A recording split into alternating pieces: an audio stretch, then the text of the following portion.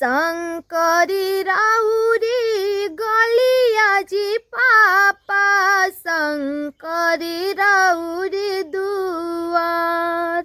शंकरी राउरी गलिया जी पापा शंकरी राउरी दुआर हाथिया आई है पिया सलजी पापा पोखरा दिना खाना हाथिया आई है पिया सलजी पापा पोखरा दिना खाना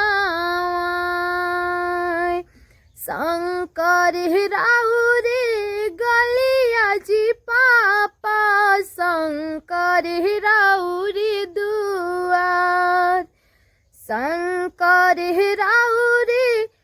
गलिया जी पापा शंकर राउरी दुआर हाथिया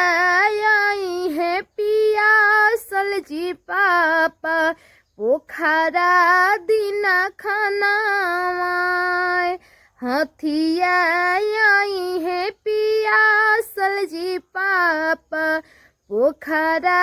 दिना खाना काई उनो कर खाइलाए पापा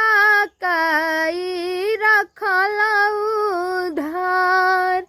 काई उनो कर खाइलाए पापा काई रखला उधार के करे कारण बला हरलाए पापा साजन छेकले दुआर के करे कारण बला हरनी जी पापा साजन छेकले दुआर पनवा उनु कर खाइनिए बेटी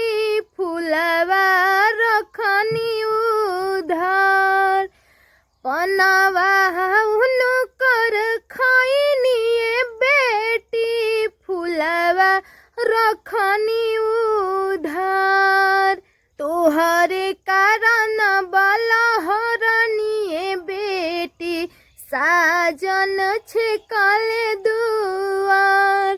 तोहरे कारण बलहरनिए बेटी साजन छेकले दुआर शंकर राउरी गलिया जी पापा शंकर राउरी दुआर हाथिया आई है पिया